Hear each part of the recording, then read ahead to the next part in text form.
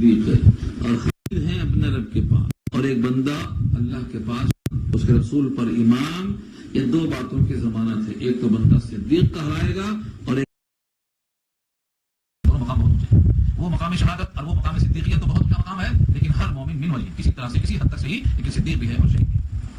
ہمیشہ وہ شہادت ملانے کارزار کی نہیں مل پاتی ہے، تو اللہ نے لکھا ہوگا تو ملے گی، لیکن حکم یہ ہے کلمہ طیبہ میں جو اشہد پڑھتے ہیں آپ کلمہ طیبہ کو کثرت سے پڑھنا. اور سورہ آل عمران میں ایک آیت آئی ہے شہید اللہ، شروع ہوتی ہے حدیث سے شہید اللہ انہ لا الہ الا هو قول العلم قائم بالقسط لا الہ الا اللہ. اللہ کے سوا کوئی معبود نہیں، اس کی گواہی خود اللہ دیتے ہیں اور جو راسخ علم ہے وہ دیتے ہیں اور علماء دیتے ہیں. تو یہ آیت کو پڑھنے والا اللہ کے ہاں شہید شمار ہوگا، کیونکہ اس آیت میں اس شہادت کے ساتھ تصدیق ہے جس کی شہادت اللہ نے دی، شہید اللہ انہ لا الہ الا اللہ. اس آیت کے فضائل میں لکھا ہے، اس لیے ہر آدمی کو اس آیت کو ایک ہی آیت کو زبان یاد کرنا چاہیے. کچھ ایسی آیتیں ہیں جو منزل جمع کی منزل میں آیت بھی اللہ کی آیت ہے. ایسی آیتوں کو کیوں اکٹھا کیا ہے؟ کیونکہ ان نے کچھ مضمون کی فضیلت سن کر کے اکٹھا کیا. تو شہید اللہ کی آیت پڑھنے والا اپنے ایمان کی تصدیق کرنے والا ہے. حکم یہ ہے تمہارے ایمان کی تجدید کیا کرو، تمہارے ایمان پر تجدید کیا کرو، کیونکہ اس پر گناہوں کی وجہ سے، بری صحبتوں کی وجہ سے، نظر بد کی وجہ سے بہت سے سیاہ بادل چھا جاتے ہیں. اپنے ایمان کو تازہ کر لیا کرو. جدیدوا ایمانکم بقول لا الہ الا اللہ، لا الہ الا اللہ کہہ کر کے اپنے ایمان تازہ کر لیا کرو. جس کا ایمان تازہ ہوگا وہ اللہ کے ہاں شہداء شمار ہوگا. تو اس کے نام اعمال میں جب تولا جائے گا، اس کا لا الہ الا اللہ تولا جائے گا، تو اس کے برابر کوئی چیز نہیں ہو سکتی اور یہ وزندار ثابت ہوگا. اس کی تصدیق کے واسطے حدیث کا نام ہے حدیث بطاقہ، جو عام طور سے پیش کی جاتی ہے، لیکن اس کو آج نہیں لاؤں گا انشاءاللہ. بخاری کے درس میں سناؤں گا، بخاری کے آخری حصے. حدیث بطاقہ کا مطلب یہ ایک کلمہ طیبہ پر جو یقین ہے پڑھنے والے کو، اس کے وزندار اعمال کو بہت وزنی کر دے گا اور گناہوں کا پردہ ہلکا ہو جائے گا. اس لیے ہمیشہ کثرت سے پڑھتے رہنا چاہیے. تو بہرحال جو مومن ہیں صحیح دل سے اللہ اور رسول پر، یہ اللہ کی نگاہ میں صدیق بھی ہیں اور شہید بھی ہیں. ان کے لیے اجر لہم اجرہم عند ربہم، لہم اجرہم ونورہم. یہاں اللہ نے فرمایا لہم اجرہم ونورہم، ان کے لیے ان کا اجر بھی ہے اور ان کا نور بھی. اس کا مطلب یہ نکلا کہ وہ سچے دل سے ایمان لائے گا اللہ رسول پر اور وہ صدیق اور شہید شمار ہوگا، تو اب ان کے لیے ان کے عمل کا اجر بھی ملے گا اور ان کے اس عمل پر ان کو نور بھی حاصل ہوگا. تو نور کی جگہ بتا دیا اللہ نے کہ ایمان ہے، ایمان باللہ اور ایمان بالرسول نور کے اصول کا سبب ہے. والذین کفروا وکذبوا بآیاتنا، اور وہ لوگ جنہوں نے کفر کیا اور تکذیب کیا ہماری آیتوں کی، اولئک اصحاب الجحیم، یہ سب جہنم والے ہیں. یہ سب جہنم والے ہیں، یہ دوزخ والے ہیں، کیونکہ کفر اور تکذیب آیات یہ دونوں ایسا جرم ہے کہ اللہ اس کو معاف نہیں کرتے، یہ ہمیشہ ہمیشہ کی جہنم میں چلے جائیں. یہاں تک رکوع مکمل ہو گیا. آگے نیا رکوع شروع ہو رہا ہے، اس میں دنیا کی زندگانی کی اللہ نے ایک مثال دے کے جنت کی طرف رغبت دلائی ہے. انشاءاللہ یہاں سے گفتگو آئندہ ہفتے میں آئے گی. آپ حضرات سے درخواست ہے کہ دستگیر صاحب. الحمدللہ وحدہ والصلاة والسلام علی من لا نبی بعدہ، اما بعد اعوذ باللہ من الشیطان الرجیم، بسم اللہ الرحمن الرحیم. الم یأن للذین آمنوا ان تخشع قلوبهم لذکر اللہ وما نزل من الحق ولا يكونوا كالذين اوتوا الكتاب من قبل فطال عليهم الامد فقست قلوبهم وكثير منهم فاسقون. صدق الله العلي العظيم وصدق رسوله النبي الكريم ونحن على ذلك من الشاهدين والشاكرين.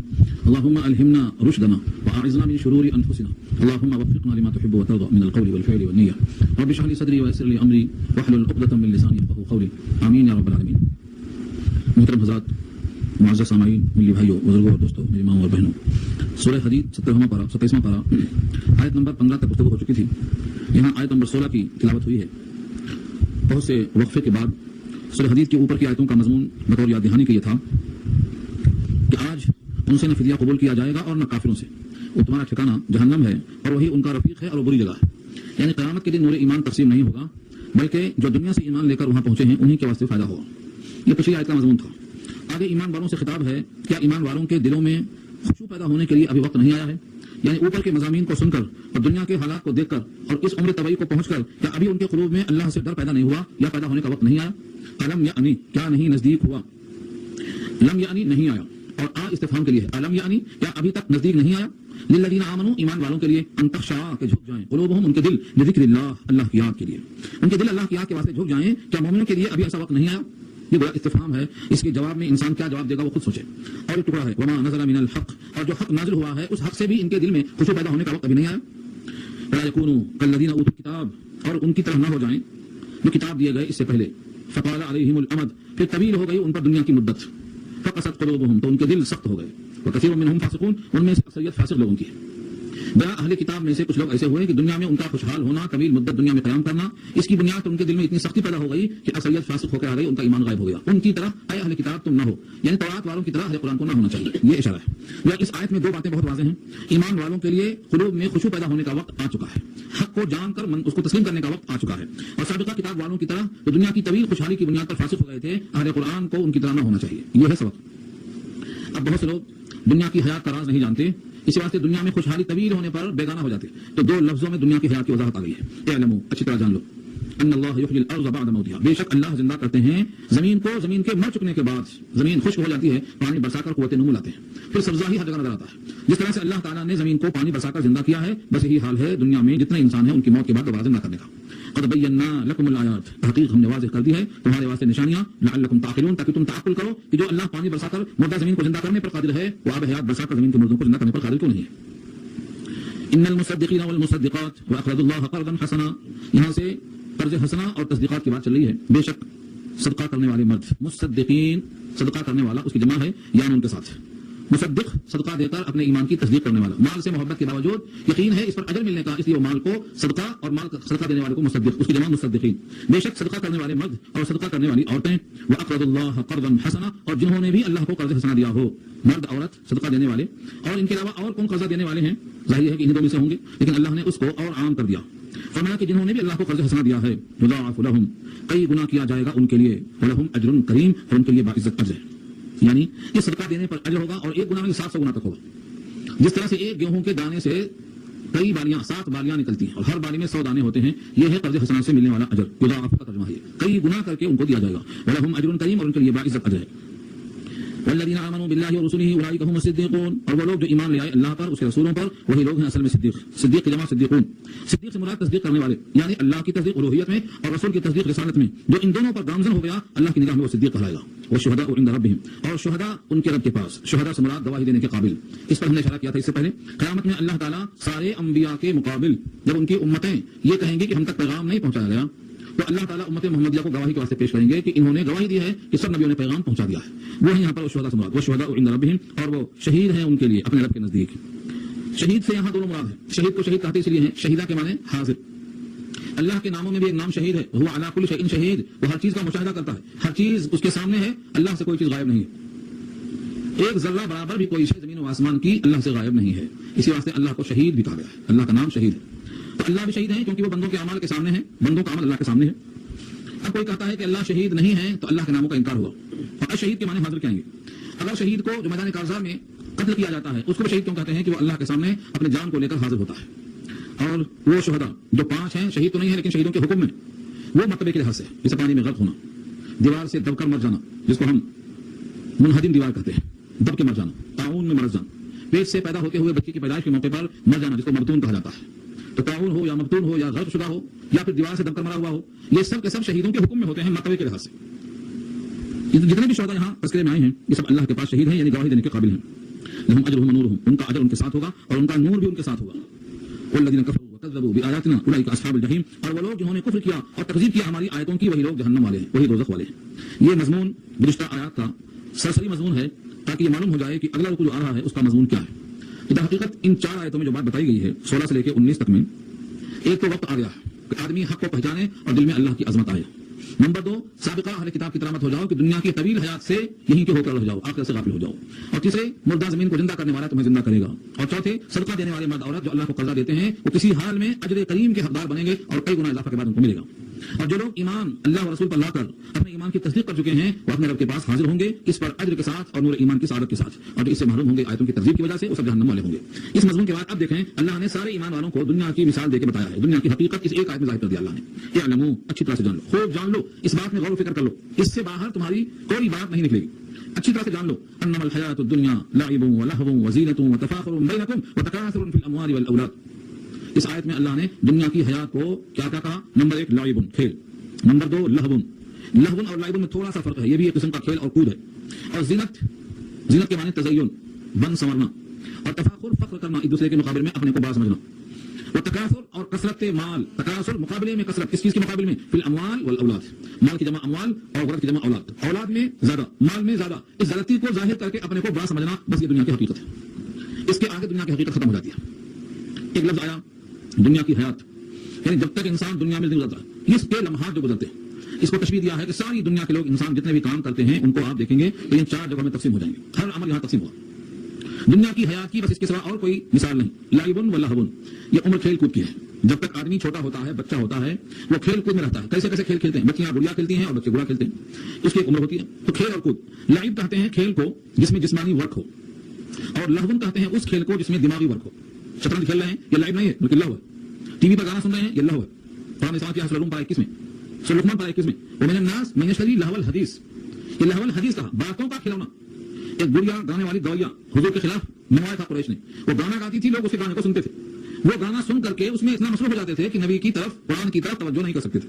ان لوگوں نے منگایا تھا اسی واسطے کہ ہم اس کو اتنا مشغول کر دیں لوگوں کا دماغ ادھر نہ جانے پائے. تو اللہ نے اسے کیا کہا لہو الحدیث. لہو الحدیث سے مصداق کی بھی ہے کھلونا، جس میں لوگ مصروف ہو کر کے بہت سے دینی کام سے معروم ہے، اتنا ٹائم برباد اس میں ہوتا ہے امت کا، لیکن یہ ذہنی طور پر کھلونا ہے، اس کو لہو کہتے ہیں. کرکٹ اور کرکٹ کتنے لوگ بیٹھ کے دیکھتے ہیں، جتنے لوگ بیٹھتے ہیں سب دماغی مزہ لیتے ہیں، ان کا جسم نہیں ہلتا، کھیلتے ہوئے 11 12 15 جو بھی ہیں بس. تو یہ لہو میں آتا، شطرنج کھیلنا لہو میں آتا. یہ دیکھنے والوں کے حق میں لہو ہے، لیکن جو کھیلتے ہیں ان کے حق میں لہو ہے. جسمانی ورک ہوا، گھوڑا پر بیٹھ کر دوڑ رہے ہیں، تیراکی کر رہے ہیں، رننگ میں مقابلہ کر رہے ہیں اور بندوق کا استعمال کر رہے ہیں، لاٹیاں کھیل رہے ہیں، ایسے کھیلوں کو لائبن کہا جائے گا. اور لہون جس میں جسم نہیں چلتا دماغ چلتا، یہ سب لہون آتا. ذہنی عیاشی بھی کہا جا سکتا ہے اس کو. تو قرآن کریم نے واضح کر دیا کہ دنیا کی حیات محض کھیل کود ہے، لائبن و لہون دو چیزیں. جب تک اس کی عمر ہوتی اس کے بعد کچھ کما دھما کر اس قابل ہو جاتے ہیں کہ اب کھیل کے بجائے تھوڑا سا سنجیدگی آ جائے. پہلے کھیل کے کپتان تھے، اس کے بعد پارلیمنٹ کے کپتان بنتے. تو یہاں کہا گیا تفاخر، اب تفاخر شروع ہوتا. کھیل کی ایک مدت ختم ہوئی تو اب فخر کا میدان شروع ہوتا ہے. وہ تفاخر بینکم، یہ بینکم کیوں کہا؟ کوئی بھی انسان مقابلہ بندر سے نہیں کرتا، انسان سے ہی کرتا. تو یہ بینکم کا ترجمہ تفاخر کرتا ہے آپس میں، یعنی انسان انسان سے مقابلہ کرتا ہے، حالانکہ ان کا مقابلہ بالکل سطحی ہے.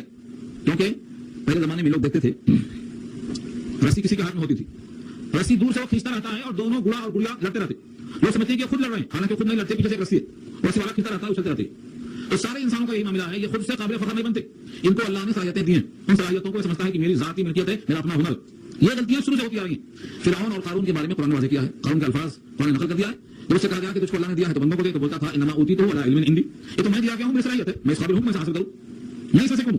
یہ صلاحیت ہر بندے میں یہ خرابی آ جاتی ہے کہ وہ اپنی خوبیوں کو ذاتی سمجھتا ہے، حالانکہ وہ خوبیاں اللہ کی امتحان کے لیے آزمائش کے لیے ہیں. تو یہ آپس میں فخر کرتا ہے. نمبر 2، یہ فخر کی مدت جب گزر جاتی ہے تو اب تکاثر شروع ہوتا ہے. تکاثر آپ سن چکے ہیں، الہاکم التکاثر حتی زرتم المقابر. تکاثر نے تم کو غافل کر دیا ہے جب تک کہ تم خبروں کی زیارت نہ کرو. اور تکاثر سے مراد کیا ہے؟ مال میں کثرت، جائیداد میں کثرت، بلڈنگ میں کثرت، ہر وہ چیز جس میں انسان کو ایک دوسرے پر سبقت نظر آئے. حالانکہ سونے کے لیے 2 گز کافی ہے، پہننے کے لیے بھی 2 کپڑا کافی ہے، اور زندگی گزارنے کے لیے بھی صبح شام تھوڑی سی غذا کافی ہے. لیکن یہ کثرت مال پر اور کثرت اولاد پر فخر کرتا ہے. تکاثر فی الاموال والاولاد، اولاد زیادہ ہیں تب بھی فخر، اور مال زیادہ ہیں تب بھی فخر. 2 چیزیں انسان کے لیے فخریاں ہیں. اللہ فرماتے ہیں اب اس کو تم مثال سے سمجھو. اب بتاؤ تم فخر کے لائق ہیں یا عبرت کے لائق ہیں؟ تم سے فیصلہ تمہاری عدالت میں خود پیش کیا جا رہا ہے. کمثل غیث اعجب الکفار، کاف تشبیہ کے لیے ہے جیسے بارش کی مثال ہے. کمثل غیث، غیث کہتے ہیں بارش کو. جب کوئی آدمی بارش چاہتا ہے تو کیا کہتا ہے؟ اغثنی، ہمیں بارش دیجیے. تو غیث کے معنی بارش کہتے ہیں. کمثل غیث، بارش کی طرح ہے. جب بارش ہوتی ہے اعجب الکفار نباتہ، پسند آتا ہے، بھلی لگتی ہے کفار کو ان کی پیداوار. یہاں کفار سے مراد کافر نہیں ہے بلکہ کسان مراد ہے، کسان اور کاشتکار. کافر کیوں کہا، کفار کیوں کہا؟ کیونکہ کفارہ کے معنی آتے ہیں چھپانا. جو آدمی ایمان کی حقانیت دل میں چھپائے گا وہ اعتقادی کافر، اور جو زمین میں غلہ چھپائے گا تاکہ پیدا ہو وہ بھی کاشتکار، وہ بھی چھپانے والا ہے. وہ دانا چھپاتا ہے یہ ایمان کے حالات چھپاتا ہے، یہ ایمان چھپاتا ہے یہ بھی کفار، اور دانا چھپاتا ہے زمین میں وہ بھی کافر. تو اللہ نے کاشتکار کو یہاں پر کفار کہا ہے، اور سورہ فتح کے آخر میں اس کو زراع کہا، زارع. اور سورہ واقعہ میں کہا ہے کہ تم زارع ہو کہ میں زارع ہوں، تم تو چھپا کے دانا چلے آئے تھے، اس کو ابھارنا میرا کام ہے، تم نے نہیں ابھارا. تو یہاں کفار سے مراد کاشتکار ہیں، اس کی پیداوار بھلی لگتی ہے.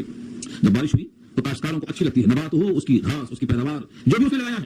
لفظ نبات ہر وہ چیز جو زمین سے اگے، جو کچھ زمین سے اگے ان کو نبات کہیں گے. اب چاہے وہ گنا ہو، چاہے وہ گیہوں ہو، چاہے وہ کوئی اور چیز لگایا ہو، ہر وہ چیز جو زمین سے اگتی ہے اس کو نبات کہیں گے.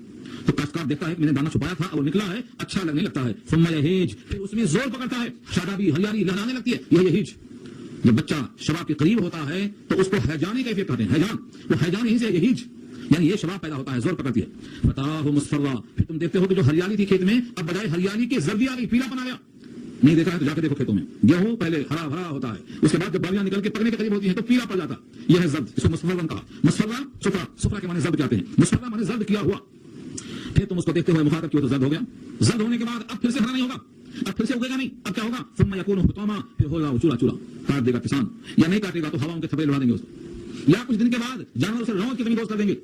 اب وہ چورا چورا ہونے کا وقت آ گیا ہے. کسان کاٹے یا بیلوں کے پاؤں تلے آئے یا اس پر بارش آئے اور وہ سڑ جائے کسی بھی وجہ سے. ثم یکون حطاما، ان کو چورا چورا ہونا ہے. یہ مثال دیا اللہ نے. وہاں بچہ پیدا ہوا، اگنا تشبیہ دیا. وہاں بھی پانی سے پیدا ہوا، یہاں بھی پانی سے پیدا ہوا. وہاں بھی جب چلنے پھرنے کے لائق ہوا تو اس کو یہیج کہا، یہاں بھی اسی کو کہا. اس کا شباب آیا. اب اس کے بعد چہرے پر شباب کے زوال کے آثار شروع ہو گئے. ومن نعمرہ ننکسہ فی الخلق, جس کی ہم عمر لمبی کرتے ہیں اوندھا کر دیتے ہیں. پہلے بچہ تھا, پھر شباب, پھر زوال شروع ہوا, یہاں تک کہ اب کمریں جھک جاتی ہیں اور لاٹھی پکڑ کے زمین تلاش کرتا ہے, مجھے کہاں دفن ہونا ہے, مجھے کہاں دفن ہونا ہے. یہ ہے ثم یکون حطاما. تو تشبیہ دی اللہ نے, دنیا کی حیات اس سے زیادہ اور کچھ نہیں ہے. وفی الآخرۃ عذاب شدید ومغفرۃ من اللہ ورضوان. دو چیزیں ہو گئی. اب آخرت میں عذاب شدید ہوگا یا پھر مغفرت ہوگی اللہ کی طرف سے اور خوشنودی اور رضامندی.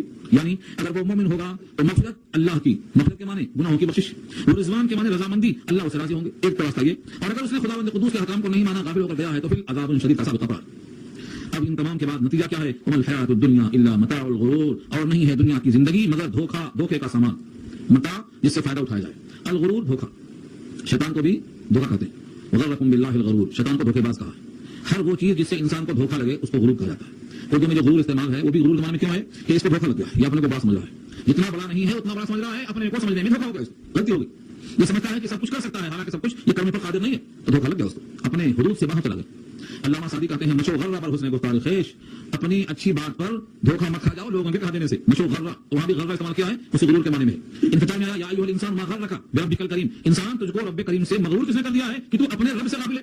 ما غرک بربک الکریم الذی خلقک, تجھ کو پیدا کیا, فعدلک, تیرے اندر عدل یعنی تعدیل کیا کہ جتنا جسم کے اندر اعضاء کو چاہیے اتنا اس کی سائز میں اعتدال بخشا. پھر جس شکل میں چاہا ترکیب دے دیا, تجھے اس رب سے کس نے غافل کر دیا.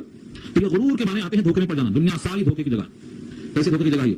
کوئی انسان کسی بھی موقع پر یہ نہیں سوچتا ہے کہ میں تو اس میں مہمان بن کے آیا ہوں, میرا گھر یہ مہمان کا ہے. نہیں, جب آئینہ دیکھتا ہے تو اللہ سے دعا کرتا ہے کہ تو نے شکل اچھی بنائی ہے, صحت اچھی بنا. وہ سمجھتا ہے کہ میں ہمیشہ کے لیے اس گھر کا مکین ہوں. یہ نہیں سوچتا ہے کہ اس گھر میں میرا نزول بحیثیت مہمان کے ہے. بہت سے لوگ زمین پر آئے, قابض ہوئے, اپنا سمجھے چلے. جس دن ہوا اکھڑ جائے گی تمہاری ہی اولاد کے لوگ, تمہارے ہی اپنے خاندان کے لوگ قبروں کے حوالے کر دیں گے اور تم سمجھو گے کہ ہمارا گھر رہے گا. تو یہ غرور کہلانا, دھوکے کا سامان کا. دنیا کا سارا سامان دھوکا. اگر فرض کرو گھر والے باہر نہ بھی کریں, روح نکلنے کے بعد جسم سڑنے لگتا ہے. جسم کو اس کی حفاظت کے لیے اور اس کو لوگوں کی نگاہوں میں بدحیات اور کریہ المنظر ہونے سے بچانے کے لیے مٹی میں چھپانا لازمی اور لابدی ہے. ورنہ جو انسان کریہ المنظر ہو جاتا ہے, اس کی شکل دیکھنے کے قابل نہیں رہ جاتی. 2-3 دن کے بعد پھول جاتا, پھولنے کے بعد ایک لمٹ ہے, پھٹ جاتا, اور پھٹنے کے بعد جو اس کا سطر ہے وہ کھل جاتا, اور جو اللہ نے عیوب چھپانے کی کھال رکھی تھی وہ کھال بھی سڑ جاتی. یہ مجبور ہوتے ہیں کہ زمین کے اندر رکھ دیں. اگر زمین کو اللہ نے ایسا نہ بنایا ہوتا تو زمین پر رہنے والوں کا حال بدتر ہو جاتا, مردوں سے برا ہو جاتا. اسی کو اللہ نے بطور انعام کے اور بطور نعمت کے تذکرہ کیا ہے سورہ الصلاۃ میں, الم نجعل الارض کفاتا احیاء وامواتا. کیا ہم نے زمین کو کافی نہیں بنایا زندوں کے لیے بھی اور مردوں کے لیے بھی, احیاء وامواتا, دونوں کو بنایا. تو ایسا نہیں ہے کہ اولاد بے حسی میں پھینک دیتی ہے, نہیں, اس کی مجبوری ہے. روح نکلنے کے بعد یہ جسم کسی کام کا نہیں رہ جاتا. ہمارے پاس گاؤں والے محاورہ بولتے ہیں, آم پکے تو میوہ اور بڈھا پکے تو بنیوا, کسی کام کا نہیں. آم پکے تو میوہ کھائے اور بڈھا پکے تو بنیوا, کسی کام کا نہیں. دفن کرنا, باہر چھوڑ دیں گے, کتا کھانے کا خطرہ, گرد کھا جانے کا خطرہ, گھر میں رکھنے کے تو بدبو کا خطرہ. یہ ایسا بنیوا ہے, اس کو پھینکنا پڑے گا, بن میں ڈالنا, بن جنگل, یہ رکھنے کے قابل ہے. اس لیے اللہ نے کہا دنیا کی حیات بالکل دھوکے کا سامان ہے. لوگ کہتے ہیں میرا مال میرا مال میرا مال, اتنا ہی اس کا ہے جتنا کھا لیا یا صدقہ دے دیا. بچے چھوڑ کے مرا ہے یہ ورثہ کا ہے, تقسیم ہو جائے گا. کوئی مال قبرستان تک نہیں جانے والا ہے, کوئی وارث قبروں کے اندر اترنے والا نہیں ہے, صرف اس کے اعمال جائیں گے. تو دنیا پر محنت کیا اور یہ چھوٹ گئی, اور جو ساتھ جانے والے اعمال ہیں اس میں غفلت ہو گئی, تو متاع دھوکے میں پڑ گئی. اس لیے اب اللہ کی طرف سے اشارہ ہے, سابقو, سبقت کرو, مسابقہ کرو, دوڑو. سابقو, سبقت کرو, جس کو ہم بولتے ہیں بھاگ دوڑ کرنا. شادی کی تعریف پڑ گئی تو دوڑتے سارے کام کرنے کے لیے. اللہ فرماتے ہیں اب سابقو تمہاری بات ہے, دوڑو. اگر صرف دوڑنے کے معنی میں ہوتا تو سارعو, جلدی کرو, مسارعات کرنا. مسابقہ کہتے ہیں سبقت میں ایک دوسرے کے مقابلہ کے بڑھنا. دو دوڑ رہے ہیں, تیسرا بھی دوڑتا ہے تاکہ وہ دونوں کو پیچھے کر کے آگے نکل جائے, اس کو مسابقہ کہتے ہیں. یہ ہے سبقت. خالی بھاگ رہا ہے, اس کو مسابقہ نہیں کہیں گے. مسابقہ کے معنی 2-3 آگے جو بھی ہیں ان کو پیچھے کر کے آگے نکلنا ہے تو اس کو مسابقہ کہیں گے. تو اللہ فرماتے ہیں سابقو الی مغفرۃ, سبقت کرو, دوڑو مغفرت کی طرف, من ربکم, تمہارے رب کی طرف سے, اور جنت, اور جنت کی طرف. 2 طرف ہوتا, ایک مغفرت اور ایک جنت. جنت نتیجہ ہے مغفرت کا. مغفرت اللہ کریں گے تو جنت ملے گی, اور مغفرت کس کی گناہوں کی ہوگی. تو گناہوں کی مغفرت کے لیے تمہیں گناہوں پر نادم ہونا ہے, اور جنت کے لیے تمہیں اعمال صالحہ کو کرنا ہے.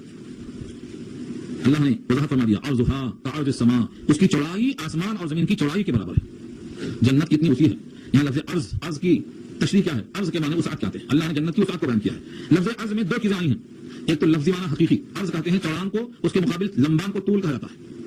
جب کپڑا خریدتے ہیں تو کہتے ہیں بھائی اس کی عرض کتنا ہے, تو کہتے ہیں 36 انچ ہے.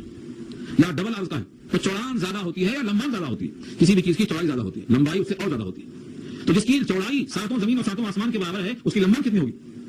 خود محشر کے میدان میں ترازو ہوگی, وہ اتنی بڑی ہوگی کہ 7 زمین 7 آسمان تول سکیں اس میں. جنت اتنی وسیع ہوگی کہ سب سے ادنا درجے کو ایک مومن کو زمین اور آسمان کے برابر اس کو عطا کی جائے گی. تو اگر وہ بہت بڑی نہیں ہوگی تو اتنی گنجائش کہاں سے آئے گی. تو فرمایا کہ جنت کی وسعت اتنی زیادہ ہے کہ زمین و آسمان کی چوڑائی وہ جنت کی چوڑائی ہے. اب چوڑائی سے لمبائی کا اندازہ کر لو.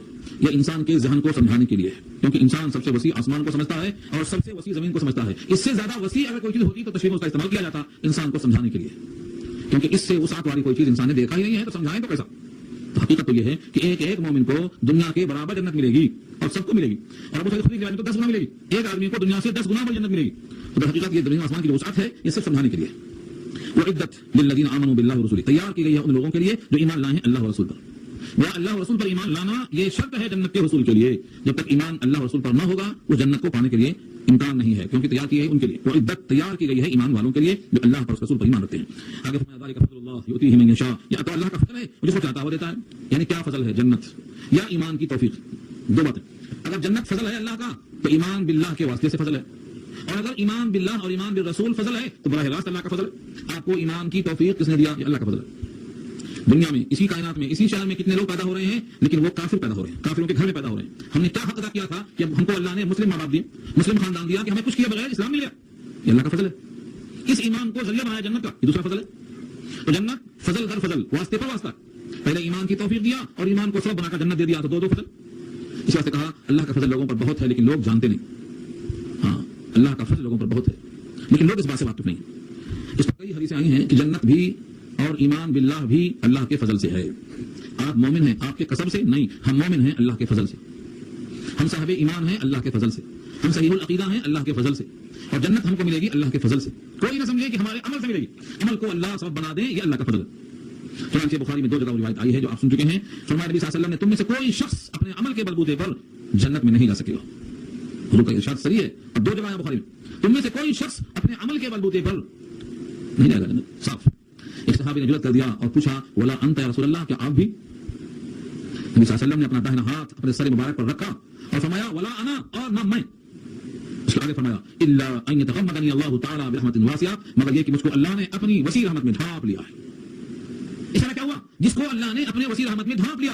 وسیع کل شیء علما، وسیع رحمتی، اللہ کی رحمت وسیع ہے، ہر چیز کو چھاپنے والی ہے. وسیع کل شیء فرمایا. اور دوسرے مقام پہ آیا ہے سبقت رحمتی علی غضبی، میری رحمت میرے غضب پر بھی حاوی ہے. اللہ کا غضب بھی بہت ہے، اس پر اللہ کی رحمت آگے چھا جاتی ہے. كتب ربكم على نفسه الرحمة، اللہ نے اپنے اوپر لکھ لیا ہے رحمت کرنا. كتب ربكم على نفسه الرحمة، سورہ انعام میں کہا تمہارے رب نے اپنے ذات پر واجب کر لیا ہے رحمت کرنا، کیونکہ اس کی صفات میں الرحیم اور الرحمن ہے. رحمان کا اظہار دنیا میں ہوا، رحیم کا اظہار آخرت میں ہوگا. تو اللہ تعالیٰ کے فضل سے ایمان ملا، فضل سے قرآن ملا، اللہ کے فضل سے ایسا نبی ملا، اور اللہ کے فضل سے ایسا ماحول ملا، اور اسی فضل سے امید ہے کہ جنت بھی ملے گی. جس کے واسطے ایمان کا دروازہ کھلتا ہے، یہ علامت ہے کہ ہر دروازے کھلتے چلے جائیں گے. اس لیے فرمایا ذالک فضل اللہ یؤتیہ من یشاء، یہ تو اللہ کا فضل ہے، جس کو چاہے وہ دیتا ہے. واللہ ذو الفضل العظیم، اللہ بڑے فضل والے ہیں. تمہارا استحقاق اس کی وجہ نہیں ہے کہ تم بڑے مستحق تھے، اللہ کا استحقاق نہیں، بلکہ تمہارے اوپر یہ اللہ کا فضل ہے. اللہ کا فضل بہت بڑا ہے، اس لیے بہت کم لوگ محروم ہوتے ہیں. اب سوچو ایسے وسیع الفضل سے اگر کوئی فضل حاصل نہ کر سکے تو کتنا محروم ہوگا. اسی لیے افطار کے موقع پر یا واسع الفضل اغفر لی کروایا جاتا ہے. اے وسیع الفضل، اے وہ ذات جس کا فضل بڑا وسیع ہے اور بڑا عظیم فضل ہے، جس سے کوئی محروم نہیں ہوتا، مجھ پر بھی اس وسیع فضل کا چھایا پڑ جائے اور میری مغفرت فرما دے. یا واسع الفضل اغفر لی، ہم روزہ کو پڑھنا چاہیے، کیونکہ روزہ کھولتے وقت دعا قبول ہوتی ہے. اگر یہ دعا قبول ہو گئی تو مغفرت ہو گئی. اور اس مغفرت کے لیے روزے کو واسطہ نہیں بنایا کہ میں چونکہ روزے سے تھا لہذا میری مغفرت کر دو، نہیں، یہ میرا روزہ بھی تیرے ایک فضل کا حصہ تھا، اسے قبول کرنا بھی تیرا فضل ہوگا. اس لیے کہا یا واسع الفضل اغفر لی. اب ایک سوال ہوتا ہے کہ جب اتنا وسیع الفضل ہے، فضل اللہ کا بہت بڑا ہے، اور ایمان والوں کے لیے فضل پہلی علامت ہے ایمان کا عطا ہونا، تو بندوں کو تکلیف کیوں ہوتی، مصیبتیں کیوں آتی، بیماریاں کیوں آتی، تکلیفیں کیوں آتی، ناقابل برداشت الجھنیں کیوں آتی؟ اللہ فرماتے ہیں یہ تو تمہارے ہاتھوں کا کرتوت ہے. تم نے سمجھا کہ کہیں سے آفت آئی ہے؟ نہیں، تم نے بلایا ہے دعوت دے. ما اصاب من مصیبت فی الارض ولا فی انفسکم الا فی کتاب من قبل ان نبراها ان ذلک علی اللہ یسیر. اس آیت میں پیغام دیا ما اصاب، نہیں پہنچا، من مصیبت، کوئی مصیبت، فی الارض زمین میں، ولا فی انفسکم، اور نہ تمہاری جانوں میں، تمہاری ذات میں، الا فی کتاب من قبل، مگر کتاب میں اس سے پہلے سے، ان نبراها، ہم نے اسے لکھ رکھا ہے. ان نبراها کہ ہم پیدا کریں اس کو، ہم نے کتاب میں پہلے سے درج کر دیا ہے. پہلے سے پہلے لکھ دینا مشکل ہے. فرمایا ان ذلک علی اللہ یسیر، اللہ پہ آسان ہے. یہ سب اللہ پہ آسان ہے، جو کچھ لکھا ہے اس کے مطابق ہوگا. یہاں لوگ دھوکہ کھاتے ہیں، کہتے ہیں جب ایسا ہی لکھ دیا تو ایسا ہو رہا ہے. نہیں، جیسا ہونے والا ہے ویسا لکھ دیا ہے. لکھے ہوئے کی وجہ سے نہیں، بلکہ ہم نے جو کچھ کیا ہے وہ اللہ کو پہلے سے معلوم ہے. اس کیے ہوئے پر اللہ کا علم محیط ہے، لہذا اللہ کا علم بڑا وسیع ہے، سب کچھ لکھا ہوا ہے. ہر مصیبت، ہر آفت تمہارے ساتھ آنے والی مکتوب ہے. اس کا مقصد فرمایا لکئی لام قے ہے، لی مانے لیے اور قے مانے تاکہ، لکے تاکہ، لا تأسوا على ما فاتکم، تم سے جو فوت ہو گیا ہے اس پر افسوس نہ کرو، غم نہ کھاؤ. ولا تفرحوا بما آتاکم، اور جو تم کو اللہ نے دیا ہے اس پر خوشی سے ناچو مت. ولا تفرحوا، اور نہ خوش ہو، بما آتاکم، جو تم کو اللہ نے دیا ہے. جو فوت ہو گیا ہے اس پر غم نہیں، اور جو دیا ہے اس پر خوشی نہیں. آپے سے باہر ہو جانا یہ بھی غلط ہے. اسی واسطے علامہ ظفر نے وہ شعر کہا تھا، ظفر آدمی نہ اس کو جانیو ہو وہ صاحب فہم و ذکا، جسے عیش میں یاد خدا نہ رہی، جسے تیش میں خوف خدا نہ رہا۔ یہ دونوں چیزیں، عیش آیا تو ناچنے لگ گئے اور غم آیا تو اللہ سے مایوس ہو گئے۔ فرمایا نہیں، یہ دونوں چیزیں تمہارے لیے مشکل ہے۔ جب تم سے کوئی چیز چھین لی جائے تو تم کو افسوس ہونا چاہیے کہ اللہ کی تھی چلی گئی، اور تمہیں کوئی خوشی کا موقع آئے تو ناچنے کی ضرورت نہیں ہے، تم کو اللہ نے دیا ہے آزمائش کے لیے۔ ان اللہ نے پیغام دو باتوں کا دیا ہے تاکہ بندہ صبر کرے اور شکر کرے، خوشحالی میں ناچنے کے بجائے اس نعمت کا صحیح استعمال کرے، اور جو فوت ہوا ہے اس پر غم کے بجائے صبر کرے، اللہ صابر کو بھی اجر دیں گے اور شاکر کو بھی نوازیں گے۔ واللہ لا يحب كل مختال فخور، اللہ پسند نہیں کرتے ہر شیخی بگاڑنے والے اترانے والے کو۔ مختال اترانے والا، اکڑ کے چلنے والا، اور فخور فخر کرنے والا، فخر کرنے والے کو، اترانے والے شیخی باز کو اللہ پسند نہیں کرتے۔ اس کا مطلب کیا ہوا؟ جو فخر کے بجائے انکساری کرے، اترانے کے بجائے اللہ کی نعمت کو اس کا صحیح استعمال کرے، وہ بندہ اللہ کو پسند ہوتا ہے۔ اب یہاں سے خود وضاحت کر دیا رب کریم نے کہ بخیل جو فخور کا مصداق، کون ہے اترانے والا اور کون ہے فخر کرنے والا؟ الذین یبخلون، جو بخل کرتے ہیں، ویأمرون الناس بالبخل، اور لوگوں کو بھی بخل کا حکم دیتے ہیں، خود بھی بخل کرتے ہیں اور بخل کا حکم دیتے ہیں۔ ومن يتولى فإن الله هو الغني الحميد، اور جو پیٹھ پلٹائے گا، منہ پھیرے گا، تو بے شک اللہ وہی غنی ہے، وہی حمید ہے۔ غنی کے معنی سب سے بے نیاز، اسے کسی کی حاجت نہیں، اور حمید وہ تعریفوں کا مستحق ہے، سزاوار حمد ہے۔ تم تعریف کریں گے تو تعریف ہوگی، ایسا نہیں ہے تمہاری تعریف سے اس کی شان میں اضافہ نہیں ہو۔ اس آیت کو سمجھنا ہے اگر غنی اور حمید کو، تو حضرت موسیٰ نے جو کہا ہے سورہ ابراہیم میں، قال موسیٰ ان تکفروا انتم ومن فی الارض جميعا فإن الله لغنی حمید، موسیٰ نے کہا اگر تم اور جتنے زمین میں ہو سب مل کر ناشکری کرو اللہ کی، تو تب بھی اللہ غنی ہے اور اللہ حمید ہے، تم سے بے نیاز ہے۔ تم سب کی شکایتوں سے اس کی ذات پہ کوئی فرق نہیں پڑنے والا، اتنا زیادہ اللہ غنی ہے، اتنا زیادہ وہ حمید ہے۔ اس لیے بخل کرنا اور بخل کا حکم دینا یہ در حقیقت اللہ کے حکم سے انحراف ہے، یہی اترانا اللہ کو پسند نہیں ہے۔ اللہ کا جو حکم ہے اسی کا حکم سب کو دینا چاہیے۔ اب یہاں سے جو کتابیں اللہ نے بھیجی ہیں ان کا عین مقصد یہی ہے کہ عدل و انصاف قائم ہو۔ بخل کرنا انصاف کے خلاف ہے، بخیل آدمی مال کا حق ادا نہیں کرتا، متعلقہ شخصوں کو ان کا حق ادا نہیں کرتا، عبادات میں جو مصارف ہیں ان میں خرچ نہیں کرتا، حقوق واجبہ کی ادائیگی نہیں ہو پاتی، اسی واسطے وہ عدل کے بجائے ظلم ہوگا۔ اور انبیاء کی کتاب انبیاء کے ساتھ اس واسطے آئی تھی، ترازو سے واسطے آئی تھی تاکہ انصاف قائم ہو۔ بخل کرنے والا انصاف قائم نہیں کرتا ہے۔ آگے فرمایا لقد ارسلنا رسلنا بالبينات، تحقیق ہم نے بھیجا ہمارے رسولوں کو کتابوں کے ساتھ، بینات کے ساتھ، واضح دلائل کے ساتھ، وانزلنا معهم الكتاب، اور دیا ہم نے ان کے ساتھ کتاب، والميزان ترازو، ليقوم الناس بالقسط، تاکہ قائم کریں لوگوں کے ساتھ انصاف پر، لوگ انصاف پر قائم رہیں، اس لیے ہم نے کتاب اور میزان دی ہے۔ اور یہ انصاف کا تقاضا پورا ہونے کے لیے مال کے حقوق جہاں جہاں ہیں ان کو ادا کرنا ہے، یہ بخل کی ضد ہے۔ اگر کوئی شرافت کے ساتھ نہیں مانتا تو فرمایا وانزلنا الحدید فیہ بأس شدید، ہم نے لوہا بھی اتارا ہے، اس لوہے میں بڑی سخت لڑائی کی طاقت ہے اور لوگوں کے واسطے نفع بھی ہے۔ ولیعلم اللہ من ینصرہ، اور تاکہ اللہ معلوم کر لیں، یعنی ظاہر طور پر ظاہر کر دیں، دودھ کا دودھ پانی کا پانی الگ کر کے دکھا دیں، من ینصرہ کہ کون ہے جو اس کے دین کی مدد کرتا ہے، ورسلہ اور اس کے رسولوں کی مدد کرتا ہے، بالغیب بغیر دیکھے ہوئے، اللہ کو دیکھے بغیر، اللہ کے وعدوں کو دیکھے بغیر، اللہ کے جنت کو دیکھے بغیر، اس کے رسولوں کی مدد کون کرتا ہے؟ ان اللہ قوی عزیز، بے شک اللہ قوی ہیں، غالب ہیں، اور عزیز سب پہ غلبہ پانے والے ہیں۔ یعنی رسولوں کی مدد کے لیے اللہ کو تمہاری حاجت نہیں ہے۔ کتاب کے ذریعے سے عدل و انصاف قائم کرنا یہ تمہارے نفع کے لیے ہے، رسولوں کی مدد کرنا بغیر دیکھے تمہارے نفع کے لیے ہے، ورنہ اللہ اتنے قوی ہے کہ سب پہ غالب ہیں، تمہاری مدد نصرت کی کوئی حاجت نہیں۔ تمہاری مدد تمہارے اپنے لیے ہے، ہم اپنے لیے کچھ نہیں مانگتے ہیں، تم اسے تمہارے لیے مانگتے ہیں، یہ انبیاء کی شان ہے۔ اگر کوئی سمجھتا ہے کہ نہیں ہم نبیوں کی مدد کریں گے، ہم اللہ کے دین کی مدد کریں گے، تو ہوگی ورنہ نہیں ہوگی، اس کے لیے اللہ نے حضرت نوح کا واقعہ پیش کیا، حضرت نوح کا، حضرت ابراہیم کا، کہ دیکھو ان لوگوں کی مدد اللہ نے کی ہے، بندوں سے نہیں لی ہے۔ تم نے دیکھا کیا حال ہوا، طوفان نوح میں کیا حال ہوا، ابراہیم کی آگ میں کیا حال ہوا، بندوں نے کیا مدد کی تھی۔ تو حقیقت اللہ غالب حکمتوں والے ہیں، اللہ غالب و قوت والے ہیں، رسول کی مدد اور اس کے دین کی مدد بغیر دیکھے، صرف معلومات ظاہر طور پر، تاکہ بندہ اس کا استحقاق پائے، اس کا اجر پا جائے، ورنہ حقیقت اللہ کو کسی کی کوئی حاجت نہیں ہے۔ یہاں ایک رکوع مکمل ہو کر آخری رکوع باقی بچا ہے۔ اس آخری رکوع میں دو باتیں آ رہی ہیں، ایک تو رہبانیت اسلام میں کہاں تک ہے، مطلق ممنوع ہے یا کچھ شرائط ہے، اور اللہ کتنے قوی ہیں، رسولوں کی مدد کرنے پر وہ خود قادر ہیں۔ اس لیے مثالوں میں حضرت نوح اور ابراہیم اور ان کی اولاد کا تذکرہ آ رہا ہے۔ یہ دو بحثیں انشاءاللہ آئندہ ہوں گی۔ السلام علیکم ورحمۃ اللہ وبرکاتہ۔ الحمد للہ وحدہ والصلاة والسلام علی من لا نبی بعدہ، اما بعد فاعوذ باللہ من الشیطان الرجیم، بسم اللہ الرحمن الرحیم۔ ولقد ارسلنا نوحا وابراہیم وجعلنا في ذريتهما النبوة والكتاب فمنهم مهتد وكثير منهم فاسقون الى آخر الآية۔ صدق الله العلي العظيم وصدق رسوله النبي الكريم ونحن على ذلك من الشاهدين والشاكرين۔ اللهم ألهمنا رشدنا وأعذنا من شرور أنفسنا، اللهم وفقنا لما تحب وترضى من القول والفعل والنية، رب اشرح لي صدري ويسر لي أمري واحلل عقدة من لساني يفقهوا قولي، آمين يا رب العالمين۔ محترم حضرات، معزز سامعین، محترم خواتین، امام اور بہنوں، ملی بھائیوں، تلاوت کی ہوئی آیت سورہ حدید 27واں پارہ، طارقہ اور سورت کا جو بالکل آخری رکوع ہے۔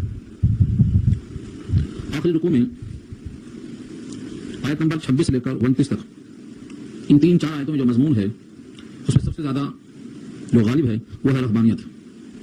رہبانیت پر کلام ہوا ہے۔ اوپر کی آیتوں میں تذکرہ تھا کہ ہم نے کتاب کو نازل کیا ہے اور لوہے کو بھی نازل کیا ہے۔ لوہے میں انصاف کو قائم کرنے کی صلاحیت ہے کیونکہ اس میں سختی ہے، اور جو لوگ نرم لہجے سے نہیں سمجھتے ان کو سخت لہجے سے سمجھایا جا سکتا ہے۔ لوہے میں سخت لڑائی بھی ہے، لوگوں کے واسطے منافع، اور جو اللہ کے دین کی مدد کرتے ہیں اور رسولوں کی مدد کرتے ہیں بغیر دیکھے ہوئے، یعنی ان کے دین پر قائم ہیں. اللہ تعالیٰ اس لوہے کے ذریعے سے ان کو بھی پہچانتے ہیں، یعنی کون میدان کارزار میں مقابلے میں ہے اور کون غائب ہے. یہ مضمون گزشتہ آیات کا تھا. اس ضمن میں آپ یہ دیکھیں کہ ہم نے بہت سے پہلے آپ سے پہلے رسول بھیجے، جس میں تذکرہ ہے حضرت نوح کا. وَلَقَدْ أَرْسَلْنَا نُوحًا وَإِبْرَاهِيمَ. نوح اور ابراہیم یہ دونوں ایسے پیغمبر ہیں کہ بعد کے سارے پیغمبر انہی دونوں کی نسلوں میں آتے ہیں. تو ہم نے بھیجا ہے نوح کو اور ابراہیم کو، اور بنایا ہم نے وجعلنا، اور رکھ دیا ہم نے فی ذریتہما، ان دونوں کی ذریت میں یعنی ان کی اولاد میں، ان کی نسل میں، النبوۃ والکتاب، نبوت کو اور کتاب کو ہم نے رکھ دیا. ان دونوں کی ذریت میں نبوت اور کتاب ہم نے رکھ دیا ہے. اشارہ یہ ہے کہ بعض ایسے ہیں جن کو صرف نبوت ملی اور بعض ایسے ہیں جن کو نبوت بھی ملی، کتاب بھی ملی، لیکن یہ دونوں محدود ہیں آپ ہی کے نسل میں، یعنی حضرت نوح کی نسل میں اور ابراہیم کی نسل میں. تمام رسول یا تو نوح کی یا تو ابراہیم کی نسل میں پیدا ہوا. یہ بہت بڑا انعام ہے اللہ کا کہ کسی شخص کو ایسا پسند کر لینا کہ ہر بعد میں آنے والا منتخب نبی ان کی نسل میں ہو. بعض کو کتابیں دی گئیں اور بعض کو کتاب نہیں دی گئی، جیسے حضرت موسیٰ ہیں، صاحب تورات ہیں، لیکن بعد میں حضرت صالح ہیں، اور عاد کی طرف حضرت ہود کو بھیجا گیا ہے. یہ دونوں پیغمبر تو ہیں لیکن صاحب کتاب نہیں ہیں. نبی ہیں، نبوت کے حامل ہیں، لیکن اپنی کوئی کتاب ان کو نہیں دی گئی بلکہ سابقہ کتابوں کے فالوورز ہیں. تو یہاں پر دو لفظ میں کہا گیا فی ذریتہما النبوۃ والکتاب، ان دونوں کی اولاد میں ہم نے نبوت بھی رکھا اور کتاب بھی رکھا، یعنی بعض کو کتاب، بعض کو نبوت اور بعض کو دونوں. اب ان نسلوں میں جتنے لوگ پیدا ہوئے ان کی دو قسمیں ہیں، منہم مہتد وکثیر منہم فاسقون. اب ان میں سے کچھ ایسے ہیں جو ہدایت یافتہ ہوئے، کچھ اکثریت میں، کچھ کا مطلب یہ ہے کم لوگ، اور یہ مطلب اس واسطے ظاہر ہوا کہ دوسرا ٹکڑا رہا ہے وکثیر منہم فاسقون، ان میں سے زیادہ تر تو فاسق ہیں. کثیر کا بات بتا رہا ہے کہ جب زیادہ تر فاسق ہیں تو کم جو ہوئے وہ غیر فاسق ہیں، یعنی وہی ہدایت یافتہ ہیں. امت کے دو طبقے ہوئے ان میں سے، فمنہم مہتد، ان میں سے کچھ ہدایت یافتہ ہوئے، فمنہم میں جو من ہے یہ خود تبعیضیہ ہے، ان میں سے کچھ یا ان میں سے بعض مہتدین ہدایت پانے والے ہیں، وکثیر منہم، اور ان میں سے زیادہ تر فاسقون نافرمان. فسق اور فاسق تو بارہا آ چکا ہے، فسقہ کے معنی نافرمانی کرنے والے. تو حضرت نوح اور ابراہیم ان دونوں کی اولاد میں کتاب والے نبی اور بلا کتاب والے نبی آئے، لیکن ان میں سے اکثریت فاسق ہوئی. ہاں ان میں سے کچھ ہدایت یافتہ بھی ہوئے. یہ دستور چلا رہا ہے اس زمانے سے. جب ان دونوں کی نسلوں میں مجموعی طور پر فاسق زیادہ ہیں تو معلوم یہ ہوا کہ اب اس زمانے میں بھی اگر فاسق زیادہ ہوں تو کوئی تعجب کی بات نہیں. اور رسول اور ضابطہ ہے قلیل من عبادی الشکور، میرے بندوں میں شاکر ہمیشہ قلیل ہوئے ہیں. وکثیر منہم فاسقون، اور ان میں سے اکثریت فاسق ہیں. فاسق بہت آسان سا لفظ ہے، یہ بارہا آ چکا ہے. فسقہ کے معنی آتے ہیں نافرمانی، مصلحت کے خلاف، حکم کے خلاف کام کرنا. حدیث میں چڑیا کو فاسق کہا ہے. چڑیا جو گھروں میں چلتی پھرتی ہے اس کو بھی فاسق کہا. اس کے 5 اور ہم جس چیزوں کو بھی فاسق کہا ہے، ان کو قتل کرنے کا حکم ہے. ادھر نہیں جانا چاہتا ہوں میں. ان 5 میں سے ایک چڑیا ہے، اس کو بھی فاسق کیوں کہا ہے؟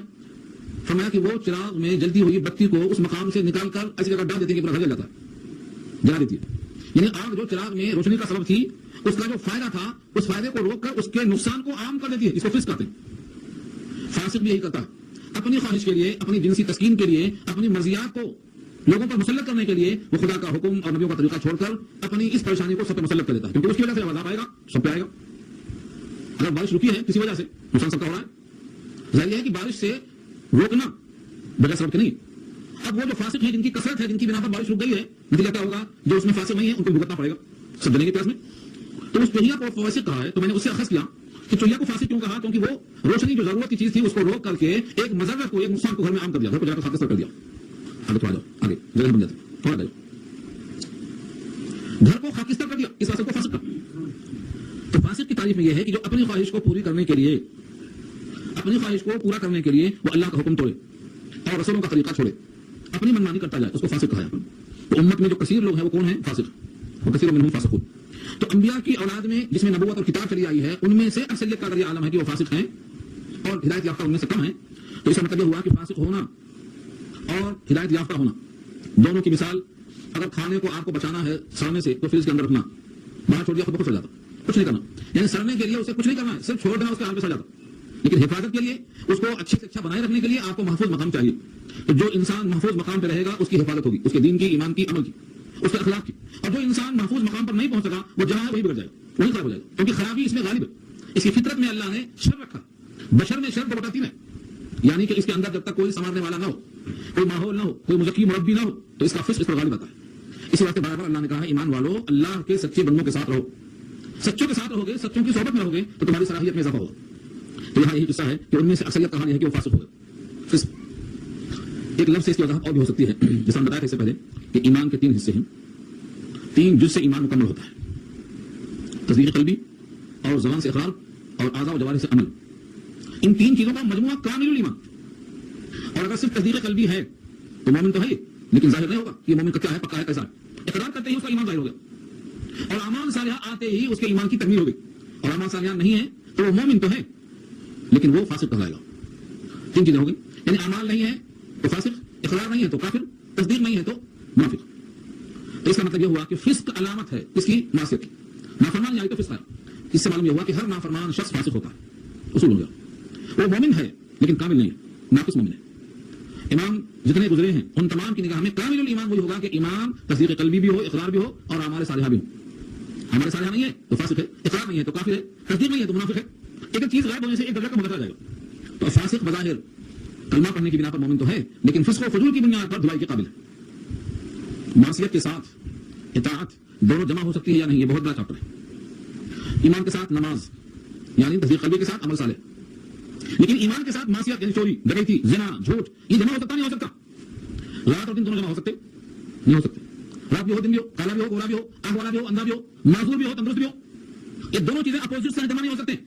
تو اگر ایمان کا جز ہے عمل صالح تو عمل صالح کی ضد کیا ہے؟ گناہ یعنی معصیت.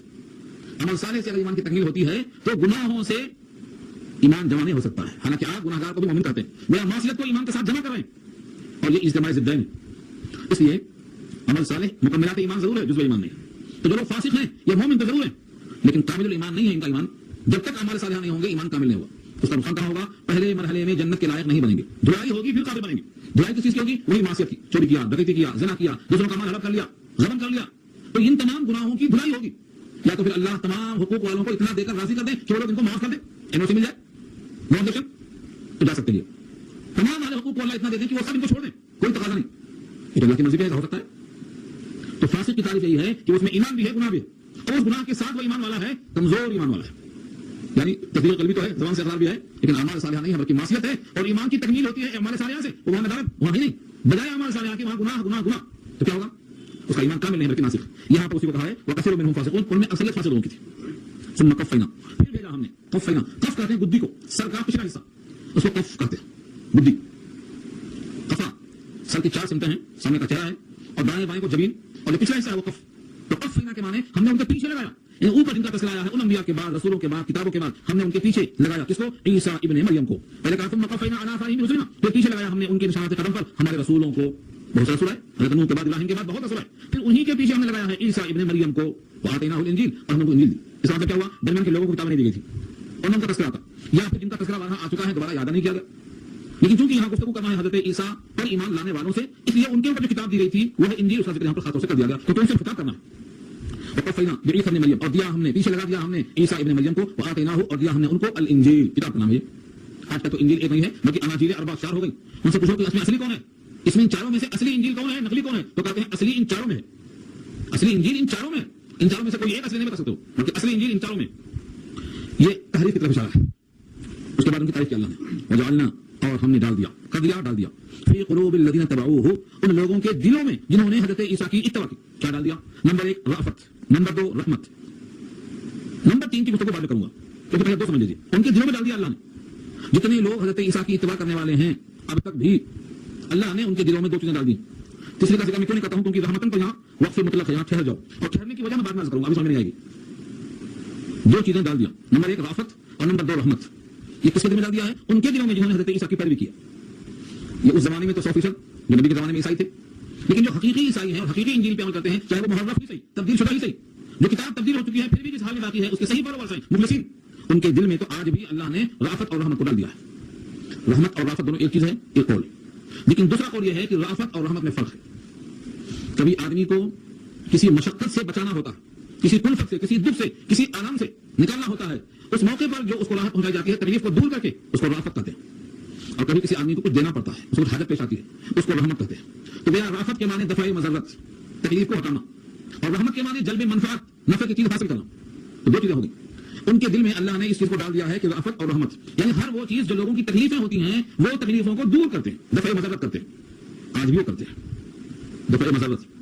اور نمبر 2 رحمت، یعنی نفع کی چیزیں دیتے ہیں، جس سے آپ کو نفع ہو وہ رحمت ہے، جو آپ کے لیے مضر ہو اس کو ہٹا دینا یا رافت ہے. ان دونوں کو اللہ نے ان کے دلوں میں ڈال دیا. یہ اللہ کی طرف سے ان پر عنایت ہے. اس کے بعد تیسرا لفظ ہے، مگر یہاں آپ جو قرآن کریم پڑھیں گے تو رحمتن پر وقف مطلق ہے، یعنی صاف طور دو جائز ہے. اور آگے جو ٹکڑا ہے وَرَهْبَانِيَّةً ابْتَدَعُوهَا، یہاں سے آیت نئے جملے سے شروع ہو رہی ہے، لیکن یہاں نہ جیم ہے نہ کوئی اور علامت وقف ہے. اسی واسطے امام قرطبی کہتے ہیں کہ یہاں پر ہم ابتدعوها کو پوشیدہ مان لیں گے جو بعد میں آ رہا ہے، یعنی رہبانیت جس کو انہوں نے ایجاد کیا ہے. تو کیا مطلب ہوا؟ انہوں نے ایجاد کیا ہے رہبانیت کو، وہ ہم نے ان کے اوپر فرض نہیں کیا. تو رہبانیت کو مفعول قرار دیا ہے، رہبانیت کو مفعول یعنی ابجیکٹ قرار دیا ہے. یہ کس کا ابجیکٹ ہے؟ اس کا جو بعد میں آئے تو مقدم بھی مان لیا ہے، یعنی ابتدعوها رہبانیہ، انہوں نے ایجاد کر لیا ہے رہبانیت کو. ما كتبناها عليهم، ہم نے ان پر نہیں لکھا تھا. الا ابتغاء رضوان اللہ، مگر انہوں نے چاہا اللہ کی خوشنودی، اس لیے انہوں نے رہبانیت کو کر لیا. اب ایک بہت بڑا سوال ہوتا ہے کہ رہبانیت کس چیز کا نام ہے؟ رہبانیت مطلق حرام ہے یا اس میں کچھ خوبی بھی ہے؟ رہبانیت یہاں جو استعمال ہوئی ہے وہ اس کا تعلق پیچھے سے ہے یا نیا جملہ ہے؟ رہبانیت بھی ان کے دل میں اللہ نے ڈال دیا ہے یا پیچھے سے تعلق ہو گیا؟ یعنی اللہ نے ان کے دلوں میں ڈال دیا ہے رافت کو اور رحمت کو اور رہبانیت کو، تو تین چیزیں ان کے دل میں ڈال دی گئی. اس طرح سے اس کا تعلق پیچھے سے ہو جائے گا. اور اگر رہبانیت کو پیچھے سے قطع کر کے آگے جوڑتے ہیں تو رہبانیت کو انہوں نے گڑھ لیا ہے، ہم نے ان پر فرض نہیں کیا. اگر اس کا تعلق پیچھے سے ہے تب تو یہ نعمتوں میں شمار کیا اللہ نے، اور اس کا تعلق اگر آگے سے ہے تو اس کو اللہ نے خوبی کے موقع پر شمار نہیں کیا ہے. یہ ہے تفصیل کا خلاصہ. آپ تفصیل دیکھیے اس کی. نمبر 1 رہبانیت، اس کا مادہ ہے رہب، رے ہے بے. راہب کہتے ہیں سادھو کو، وہ انسان جو اللہ سے ڈرنے کے لیے، اللہ کے احکامات پر عمل کرنے کے لیے ماحول سے بیزار ہو کر جنگلوں کی طرف نکل جائے. ہمیں دنیا نہیں چاہیے، تاریک الدنیا، تاریک اللذات. ایسا شخص خدا کے خوف سے جنگلوں پہاڑوں میں چلا جائے کہ نہ ہم کسی کے ساتھ رہیں گے، نہ کسی کی غیبت سنیں گے، نہ کسی کی برائی میں شریک ہوں گے، ہم ماحول سے کٹ جائیں. تو رہبہ کے معنی آتے ہیں ڈرنا. رغبہ و رہبہ قرآن نے استعمال کیا. رغبہ و رہبہ، رغبہ رغبت سے بنا ہے شوق، اور رہبہ رہبت سے بنا ہے خوف، شوق اور خوف. رغبہ و رہبہ. تو رہبانیت کا مطلب خوف کی وجہ سے کہیں خدا کا حکم ٹوٹ نہ جائے، کہیں ہم سے اسلام ٹوٹ نہ جائے، کہیں ایسا نہ ہو کہ ہم دنیا کی خواہشات میں پڑ کر حقیقی منزل سے دور ہو جائیں، اس خطرے سے نکل گئے جنگلوں کی طرف. اس کو رہبانیت کہا ہے. یہ رہبانیت کو حضرت عیسیٰ کی قوم میں کیسے شروع ہوئی، کہاں سے آئی؟ کیونکہ اللہ نے فرمایا ما كتبنا علیہم، ان پر ہم نے رہبانیت فرض نہیں کی تھی. تو نہ آئی کیسا؟ ابتدعوها، انہوں نے اس کو کر لیا تھا. ایک لفظ بدعت ہمارے اردو میں استعمال ہے، بدعت. بدعت میں بدا کے ساتھ لگا تو ابتدا ہو جائے. ابتدا مانا انہوں نے کر لیا. اسلام میں بدعت گمراہی ہے. اسلام میں کسی قسم کی کوئی بدعت گمراہی ہے. کل بدعت ضلالہ کا، یہ اسلام کے اندر بدعت گمراہی کا ذریعہ ہے. لیکن یہ جو بدعت ہے جنہوں نے کہا ہے وہ اپنے آپ کو اور اپنے ایمان کو بچانے کے لیے یہ طریقہ اختیار کیا تھا. قصہ یہ تھا حضرت عیسیٰ کے زمانے میں جو لوگ برائیاں کرتے رہے، ان کو منع کرنے والے لوگ جب منع کرنے گئے تو جھگڑا شروع ہو گیا. منع کرنے والے پورے مار کھا کے مقتول ہو گئے. متفس جتنے بھی فسادی لوگ تھے وہ غالب آ گئے. تو حضرت عیسیٰ کو اٹھا لیا جانا اسی پس منظر میں، ان کو قتل کرنے کا جو ڈھونگ مچایا ہے عیسائیوں نے وہ بھی اسی پس منظر میں، سونی دے دیا ہے اور صلیب اس کی علامت ہے، یہ بھی اسی پس منظر میں. ان کا عقیدہ یہ تھا کہ سونی چڑھا دیا ہے، قتل ہو گئے، اسلام کا اٹھا لیا. مگر پس منظر وہ ہے کہ وہ لوگ مغلوب ہو گئے ڈیفنس میں. دوسری جماعت پیدا ہوئی، اس کو طاقت نہیں تھی مقابلے کی، لیکن دعوت دیا اس نے حق کی، وہ بھی مارے گئے. دو طبقے مارے گئے. تیسرا طبقہ دیکھ لیا کہ نہ ان سے ہم مقابلے کے لائق ہیں، نہ ان کو دعوت دینے کے موقف میں ہیں، اور ان کے ساتھ اگر رہیں گے تو ہمارا بھی ایمان ستیاس ہو جائے گا. کیونکہ یہ کیا کرتے ہیں؟ پیش کرتے ہیں. بیڑی پینے والا بیڑی پیش کرتا ہے، شراب والا شراب پیش کرتا ہے، جوا والا جوا پیش کرتا ہے، ہر برائی کام کرنے والا پیش کرتا ہے. وہ کہتے ہیں بیڑی پر اتنا عام نہیں تھی جو پیتا ہو پلاتا فری میں، چائے اتنا عام نہیں تھی جو پیتا ہو پلاتا فری میں. اب تو پلانے والے اتنے ہو گئے کہ ماشاءاللہ ضرورت نہیں بولنے کی. پہلے ایسا شروع ہوئی. تو ان لوگوں نے دیکھا کہ مقابلہ نہیں کر سکتے تو لوگ جنگلوں میں چلے گئے، پہاڑوں میں چلے گئے اپنے ایمان کو بچانے کے لیے. تو ان کا یہ عمل فرار نہیں تھا بلکہ نجات کے لیے بچنا تھا. اس واسطے ان کا یہ گڑھنا بدعت کے حکم میں نہیں ہے بلکہ جہاد کے حکم میں، جہاد نفس ہے. اب اس کو اسلام میں لا کر پھر کرو. اسلام کے بارے میں حدیث ہے لا رہبانیت فی الاسلام، اسلام میں رہبانیت نہیں ہے. یعنی جو چیز اللہ نے حلال کیا ہے تم اس کو حرام کر لو، یہ حرام ہے، جائز نہیں. اسی پس منظر میں آج شاہ کا واقعہ، اللہ نے حلال کیا، حضور نے حرام کر لیا، اللہ نے قسم توڑنے کا حکم دیا، قسم توڑو حلال کرو. اور پھر دوسری آیت نازل ہوئی یا ایھا الذین آمنوا لا تحرموا طیبات ما احل اللہ لکم ولا تعتدوا. اللہ نے جس چیز کو حلال کیا ہے اے ایمان والو تم اس کو حرام مت کر لو، آگے نہیں بڑھنا، لمٹ لو. جس کو اللہ نے حرام کیا وہ حرام، حلال کیا تو حلال، تمہیں کوئی اختیار نہیں. اگر کوئی حرام کو حلال سمجھ لے یا حلال کو حرام سمجھ لے عقیدے کے لحاظ سے یہ تو کفر ہے. کفر ہے. یہ کوئی زنا کو حرام نہ سمجھے حلال سمجھ لے کفر ہے. کوئی نماز چھوڑنے کو حلال سمجھ لے کفر ہے. کوئی بھی حرام چیز کو حلال سمجھنا یا حلال چیز کو حرام کر لینا، دونوں عقیدے کی کتاب میں لکھا ہے شرح قواعد نصفی کے اندر، استحلال المعصیۃ کفر، گناہوں کو حلال سمجھنا کفر ہے. یا جو چیز فرض ہے اس کے ترک کو عملاً عقیدتاً اختیار کرنا یہ بھی کفر ہے. ایک آدمی کہتا ہے ہم گائے گوشت نہیں کھاتے، ہمارے عقیدے میں وہ حرام ہے، کفر ہے. ہاں اگر وہ اس لیے نہیں کھاتا ہے تو اس کو بیماری کا اندیشہ ہے، ڈاکٹر نے اس کو منع کر دیا ہے، یا کچھ دن کے لیے اس کا علاج کرنے کے واسطے مرشد نے کہا ہے کہ دیکھو تم میری بات ماننے کے عادی بنو. پہلا حکم یہ ہے کہ تم گوشت نہیں کھانا ایک ہفتہ تک، چیک کرنا ہے تم میری بات کتنا مانتے ہو.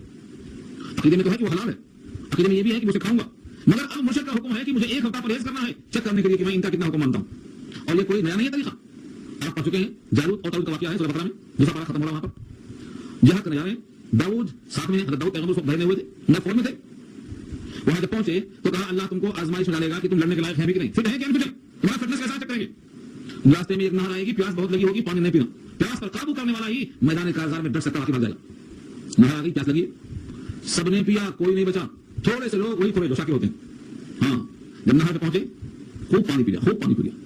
اللہ نے کیا کہا, نہیں پینا, ایک آدھ چلو پی سکتے, اللہ مجھے فقول ختم یادی فشریبوا منہ الا قلیلا منہم, سب نے خوب پیا سوائے کچھ لوگوں نے. پانی پینے کے بعد کیا لڑتے, جو پانی کی پیاس پر قابو نہیں پا سکتا وہ میدان کارزار میں نہیں پی سکتا. اتنا ہے, یہ پہچان ہے. تو ایسی طریقے پر شاگردوں کو چیک کیا جاتا ہے, یہ کتنا قوت والا ہے, کتنا تحمل والا ہے, کتنا اطاعت کرنے والا ہے.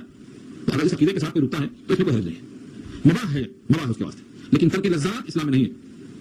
ہر حلال چیز کو عقیدتاً گناہ میں ہونا کہ اس کو ہم کھا سکتے ہیں. ہاں مضر ہے, کسی بنا پر ڈاکٹر نے منع کیا ہے, اس نے اچھا کہا تھا, دیکھو بیڑی پینا منع ہے اسلام میں. آج اسلام کا حکم سمجھ کر, رسول کا حکم چھوڑ کر, اگر تم نے یہ سمجھ لیا کہ اسلام میں شراب بیڑی جوا سب حرام ہے, نبی نے کہا ہے, اگر اس لیے سے چھوڑ دیں گے تو تمہیں بیڑی چھوڑنے پر ثواب ملے گا. لیکن جب کل ڈاکٹر کہے گا تب تم چھوڑیں گے تو تم چھوڑ دیں گے مگر ثواب نہیں ملے گا. ثواب تو اب ملے گا. کتنی بڑی بات ہے. ڈاکٹر کے بولنے سے پرہیز کریں گے, اللہ کے بولنے سے پرہیز نہیں کریں گے. اللہ نے کہا ہر وہ چیز جس میں نشہ ہو حرام ہے. زیادہ کھانے سے نشہ ہے تو کم کھانا بھی حرام ہے. کل ما اسکر کثیرہ فقلیلہ حرام. زیادہ کھانے سے نشہ آتا ہے تو چکھنا بھی حرام. اب کہیں میں تھوڑا سا کھاتا ہوں, مجھے اس سے کچھ بھی نہیں ہوتا, ٹھیک ہے, اصول یہ ہے کہ جس کے زیادہ کھانے سے نشہ آئے کم کھانا بھی حرام. تو اصول ہے, حدیث کا الفاظ ہے. اس کا صاف مطلب یہ ہوا کہ حلال و حرام یہ اللہ کا حق ہے. جو اس نے حلال حرام بتا دیا ہے اس میں انحراف کی گنجائش نہیں ہے عقیدے میں اور عمل میں.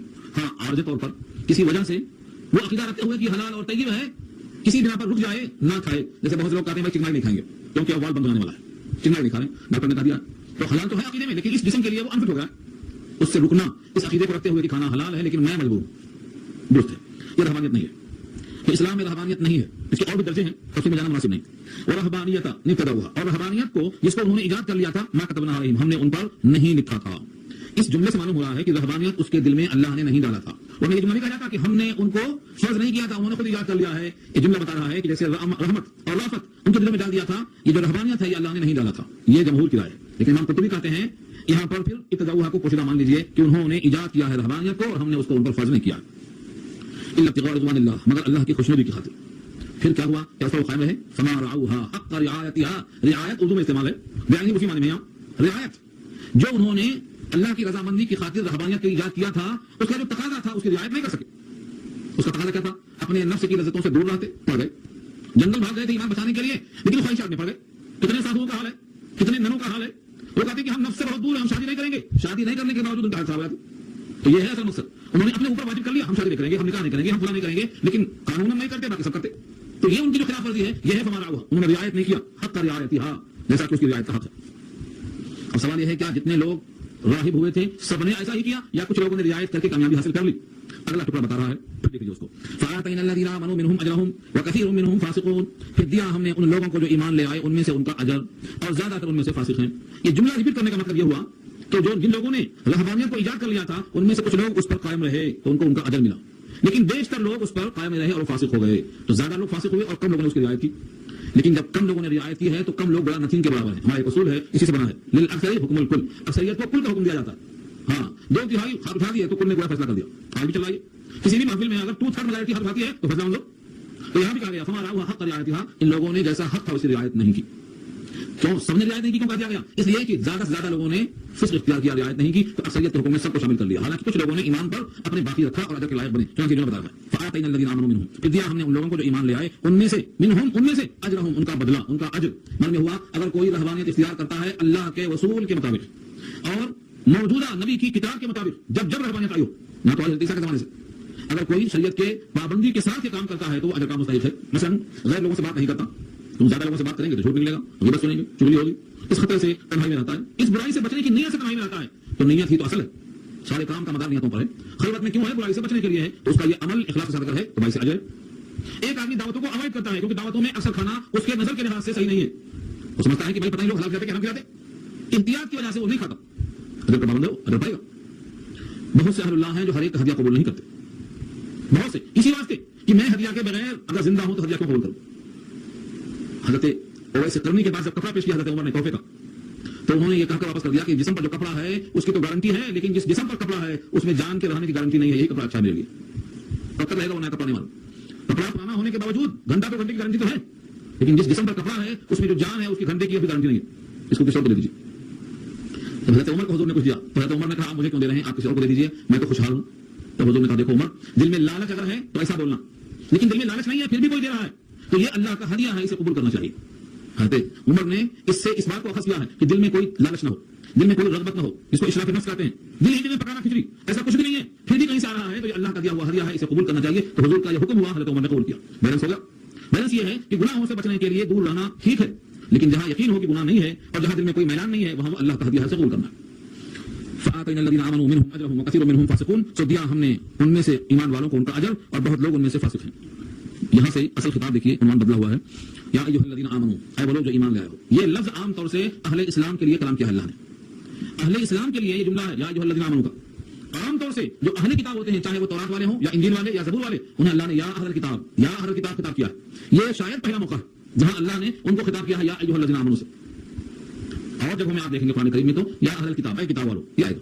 اس فرق کی، اس تبدیلی کی وجہ کیا ہے؟ آگے چل کر ایک جملہ رہا کہ اے وہ لوگ جو ایمان لے آئے ہو، اللہ سے ڈرو اور ایمان لے آؤ اس کے رسول پر، تم کو اللہ دوہرا اجر دیں گے اپنی رحمت سے. کیا اشارہ ہے؟ تم اگر اپنے رسول پر ایمان لانے کے ساتھ ساتھ سید الانبیاء پر بھی ایمان لے آئیں گے تو تم کو دوہرا اجر ملے گا. ایک پہلے نبی پر ایمان لانے کی وجہ سے اور ایک خاتم الانبیاء پر ایمان لانے کی وجہ سے تمہیں دوہرا اجر ملے گا. اور اگر بفرض محال تم نے سید الانبیاء کو نہیں مانا، پہلے نبی پر جمے رہے، تو تم کو کوئی اجر نہیں ملے گا. کیوں؟ اس لیے کہ سارے نبیوں کا تسلیم کرنا ایمان کے رہنے کے لیے ضروری ہے. تمام رسولوں کو ماننے سے انکار کیا یا ایک کا انکار کیا اجر کا لائق نہیں. اس لیے ہمارے ایمان میں جزوی داخل ہے. بقرہ کے آخر میں آپ پڑھ چکے ہیں، لا نفرق بین احد من رسلہ. ہم رسولوں میں تفریق نہیں کرتے کہ ان کو مانتے ان کو نہیں مانتے، ہم تمام رسولوں کو مانتے. لیکن یہ تفسیر بتایا اللہ نے، کیونکہ ان کی کتاب محرف ہے، ان کا زمانہ محدود ہے. سید الانبیاء کے آنے کے بعد ان کی تمام کتابیں منسوخ ہیں، اب واجب العمل نہیں ہے. اس لیے عمل ہوگا آخری ایڈیشن پر، اور وہ قرآن کریم. یہ فلٹر ہو کے آ گیا، اس پر عمل ہوگا. لیکن تمام انبیاء کی محبت، عظمت، عقیدت ہمارے قلب میں رہنا چاہیے. کسی نبی کے بارے میں ادنا گستاخی ایمان کو لے ڈوبے گی. اسی واسطے فرمایا نبی صلی اللہ علیہ وسلم نے، تم لوگ میری محبت میں غلو کر کے مجھے عیسیٰ ابن متہ سے بھی بڑا نہیں بتانا.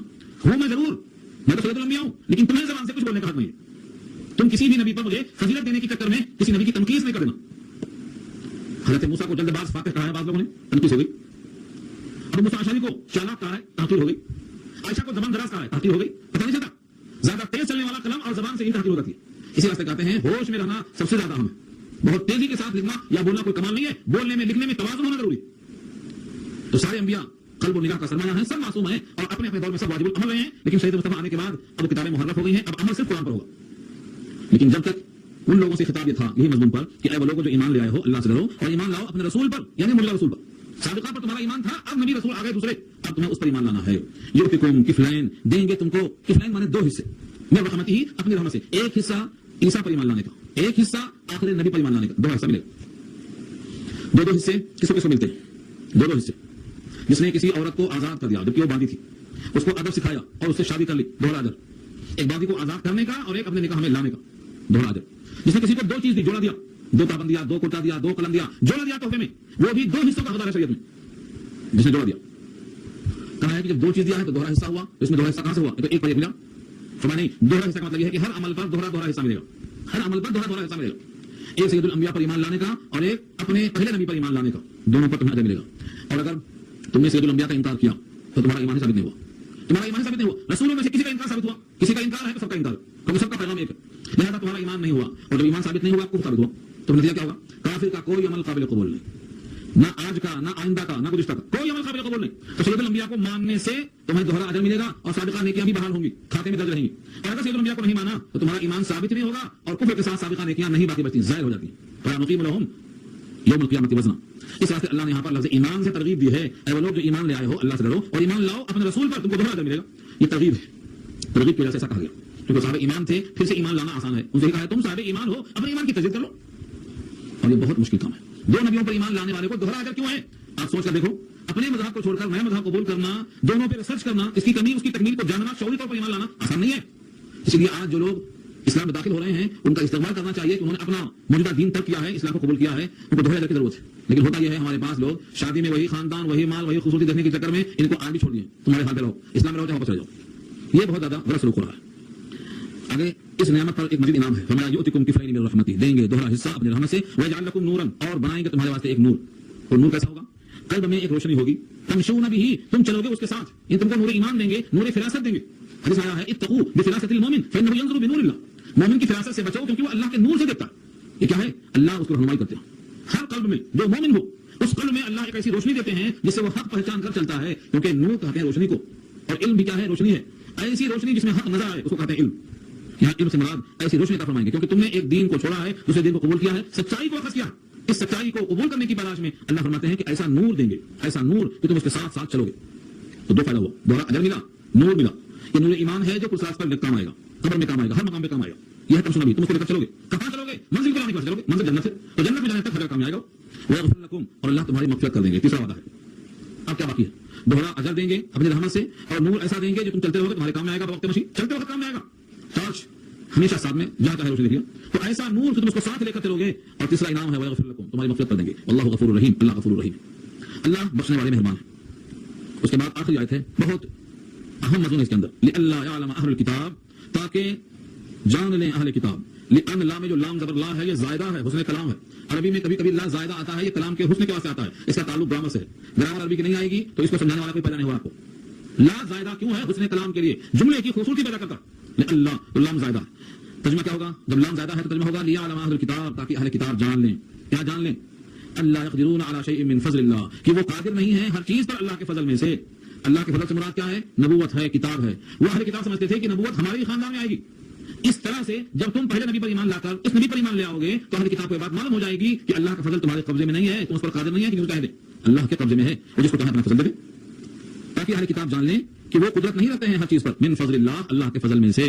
وان الفضل بید اللہ, اور بے شک فضل اللہ کا, اللہ کے ہاتھ میں. وان الفضل بید اللہ, یہاں فضل سے مراد رزق نہیں ہے بلکہ یہاں مراد ہے نبوت کا فضل. کیونکہ رزق بھی فضل ہے لیکن بات چونکہ نبوت کی آتی ہے, اور فضل ہونے میں رزق سے زیادہ فضل نبوت کا عطا کرنا ہے. تو اہل کتاب کو یہ بات معلوم ہو جائے کہ وہ اللہ کے فضل میں سے ہر چیز پر قادر نہیں ہے بلکہ فضل تو اللہ کا ہے, وہ اللہ کے قبضے میں.